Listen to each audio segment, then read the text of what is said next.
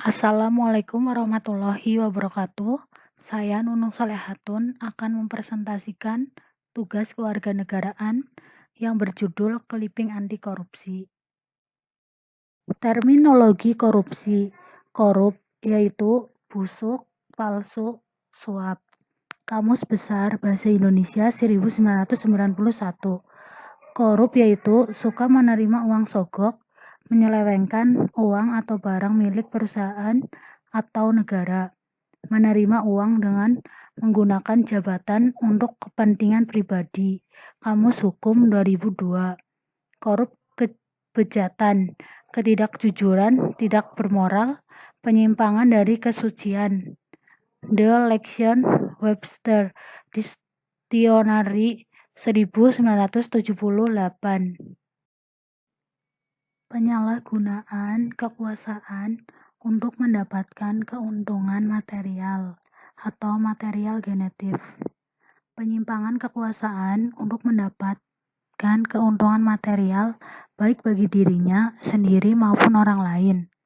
Korupsi pada level ini merupakan tingkat paling membahayakan karena melibatkan kekuasaan dan keuntungan material.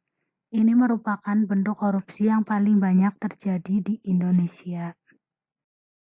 Para pelaku: 1. Pejabat atau DPR, menteri, gubernur, bupati, wali kota, direksi, ketua lembaga, dan lain-lain. 2. Penegak hukum atau hakim, jaksa, polisi, pengacara, pengawas, dan lain-lain. 3. Pengusaha. 4. Profesor, doktor, dan lain-lain. Dalam hal menyikapi pemberantasan korupsi di Indonesia, Persatuan Pelajar Indonesia di Portugal atau PPI Portugal mengapresiasi peran serta masyarakat dan segala upaya yang telah dilakukan oleh pemerintah melalui reformasi lembaga-lembaga penegakan hukum. PPI Portugal juga bersepakat mengeluarkan pokok-pokok pemikiran untuk menjadi pertimbangan dalam rangka memerangi dan memberantas praktik korupsi. Dalam perkembangannya, korupsi telah terjadi secara sistematis dan luas. Kejahatan ini dapat merusak sistem tatanan negara dan menyengsarakan rakyat banyak.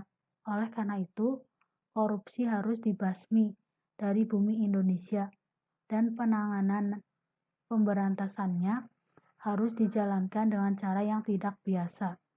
Untuk menghilangkan perilaku korupsi, perlu diketahui sumber-sumber permasalahan penyebab korupsi. Pengidentifikasian masalah ini terletak pada aspek pendidikan dan tingkat kesejahteraan penduduk. Lembaga pendidikan memegang porsi penting dalam pembentukan karakter anak bangsa untuk bersikap jujur dan anti korupsi. Untuk itulah, perbaikan dunia pendidikan harus menjadi skala prioritas bagi pemerintah, antara lain dalam hal tingkat kesejahteraan pendidik, kompetensi, dan keteladanannya. Berikutnya, pemerintah juga harus dapat menjamin setiap anak bangsa dapat memiliki jaminan kesehatan pekerjaan dan penghidupan yang layak. Upaya pencegahan korupsi di Indonesia ada 3, diantaranya: 1. Preventif terhadap tindak pidana korupsi adalah salah satu jalan untuk pemberantasan pelaku tindak pidana korupsi agar kedepannya pelaku yang berkeinginan secara langsung merugikan keuangan negara tidak berani untuk melakukan perbuatan tindak pidana korupsi. Upaya preventif ini dilakukan dengan cara-cara berikut ini. A. Pemberlakuan berbagai undang-undang yang mempersempit peluang korupsi. B.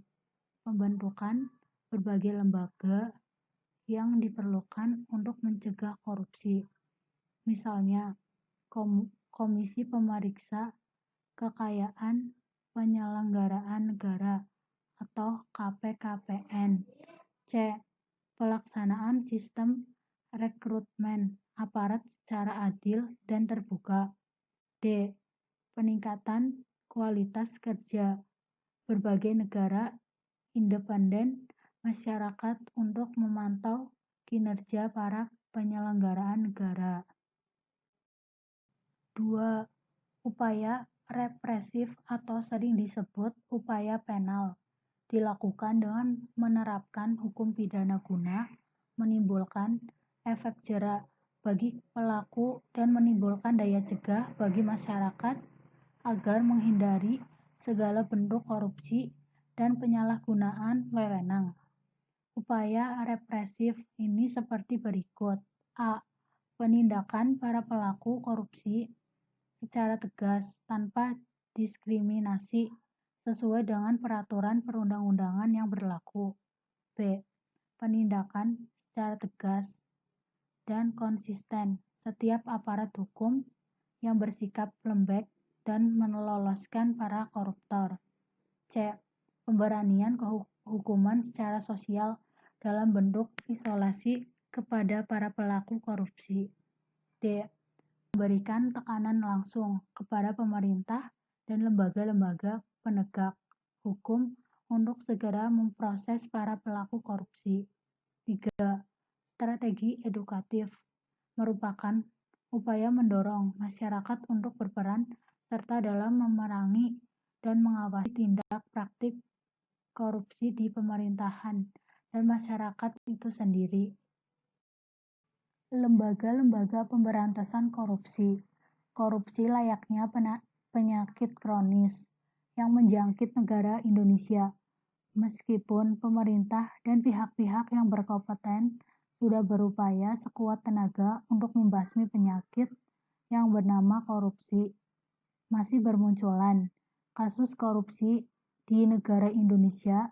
Adapun lembaga-lembaga yang berperan dalam pemberantasan korupsi di Indonesia sebagai berikut. A. Komisi Pemberantasan Korupsi. Komisi Pemberantasan Korupsi atau KPK adalah komisi yang dibentuk pada tahun 2003 untuk mengatasi menanggulangi dan memberantas korupsi di Indonesia. Komisi ini didirikan berdasarkan Undang-Undang Republik Indonesia Nomor 30 Tahun 2002 mengenai Komisi Pemberantasan Tindak Pidana Korupsi.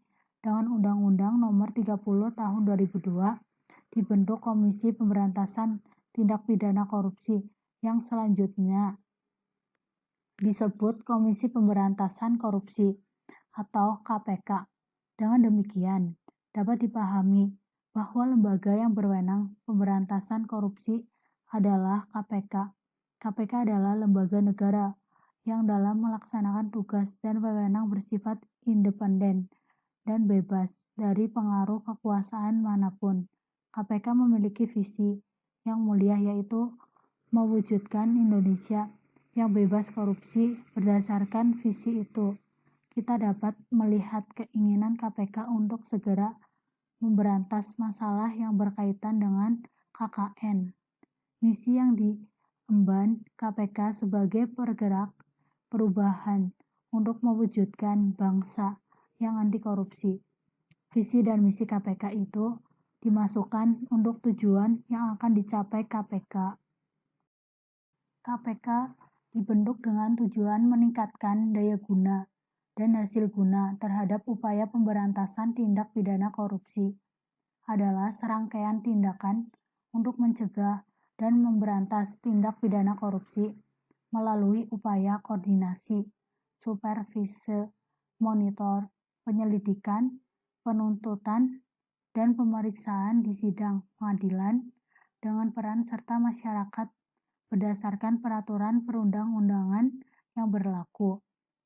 Asas-asas yang digunakan oleh KPK dalam menjalankan tugas dan wewenangnya adalah kepastian hukum, keterbukaan, akuntabilitas, kepentingan umum, dan proporsionalitas. Adapun tugas-tugas yang dijalankan oleh KPK antara lain: 1. Koordinasi dengan instansi yang berwenang melakukan pemberantasan tindak pidana korupsi. 2. Supervisi terhadap instansi yang berwenang melakukan pemberantasan tindak pidana korupsi. 4. Melakukan penyelidikan, penyidikan, dan penuntutan terhadap tindak pidana korupsi. 4.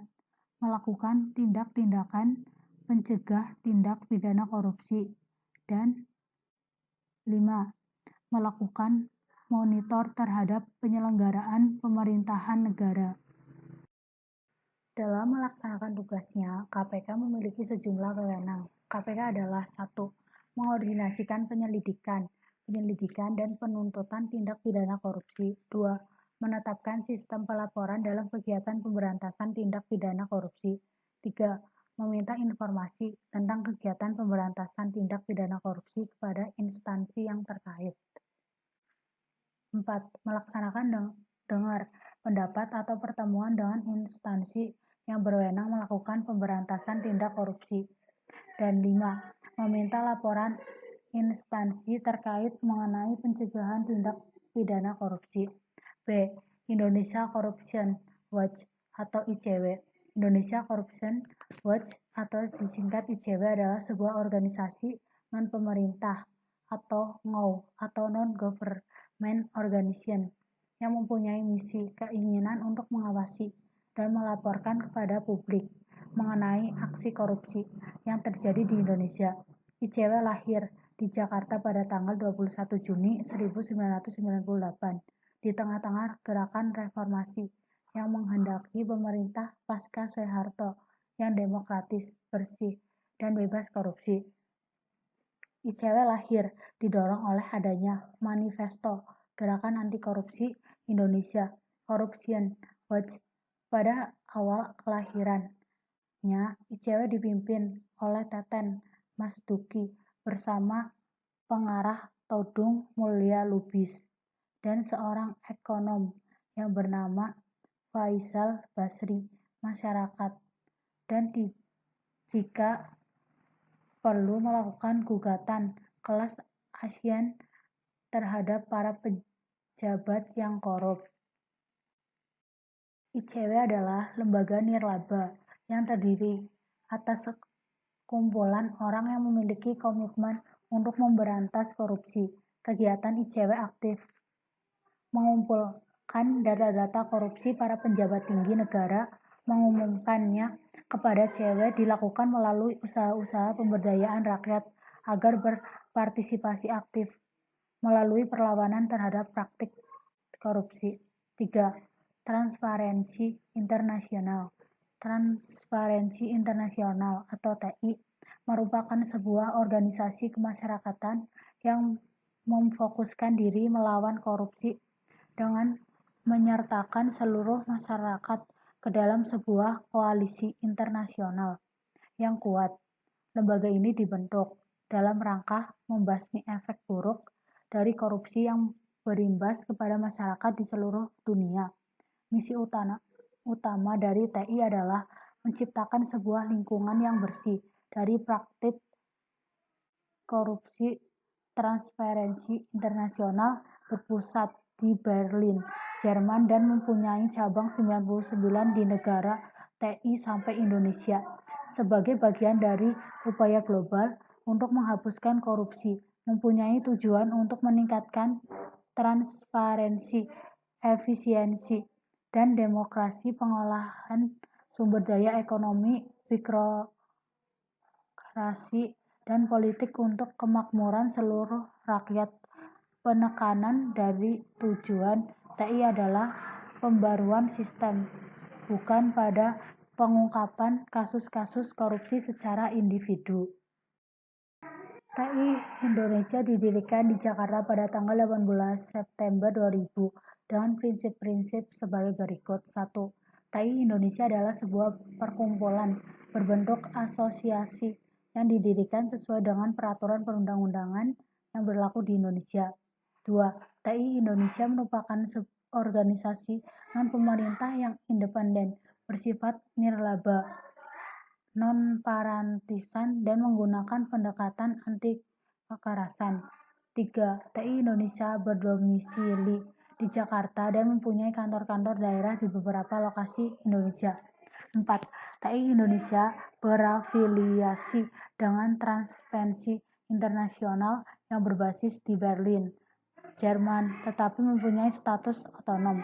TI Indonesia mempunyai kode etik yang mengacu kode etik Transparency International. 4. Lembaga Ombudsman. Dasar pembentukan Komisi Ombudsman Nasional tertuang dalam Keputusan Presiden Nomor 44 Tahun 2000. Secara umum, tugas dan fungsi lembaga Ombudsman adalah melakukan pengawasan terhadap proses pemberian pelayanan umum oleh penyelenggaraan negara. Di beberapa negara, tugas dan fungsi tersebut berkembang atau diperluas meliputi penyelidikan dan pengawasan terhadap sistem administrasi guna memastikan agar sistem-sistem tersebut membatasi korupsi sampai tingkat yang paling rendah. Tujuan pembentukan Komisi Nasional Ombudsman terdapat dalam pasal 3 huruf A Keputusan Presiden Nomor 44 Tahun 2000 yang menyatakan bahwa untuk ikut serta dalam pemberantasan korupsi, kolusi, dan nepotisme sebagai lembaga yang menitiberatkan pada proses pemberian pelayanan umum dalam pemberantasan korupsi. Komisi Pemberantasan Korupsi Komisi Nasional Ombudsman berperan untuk mencegah terjadinya perilaku korupsi setiap aparatur penyelenggaraan negara atau pemerintah. Peran pendidikan anti korupsi dini di kalangan mahasiswa dalam mencegah terjadinya tindak korupsi. Pendidikan budi pekerti adalah salah satu pendidikan penting untuk bekal hidup setiap orang. Dalam mempelajari nilai-nilai ini akan ditemukan manfaat jika kita mematuhi pagar aturan tersebut dan apa akibatnya jika kita melanggarnya.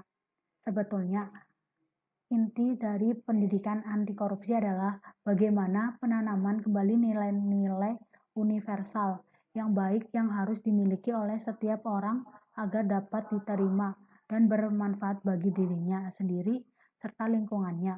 Di antara sifat-sifat itu ada jujur, bertanggung jawab, berani, sopan, mandiri, empati, kerja keras, dan lainnya. Pendidikan adalah salah satu penuntun generasi muda untuk ke jalan yang benar. Jadi sistem pendidikan sangat mempengaruhi perilaku generasi muda ke depannya, termasuk juga pendidikan anti korupsi dini.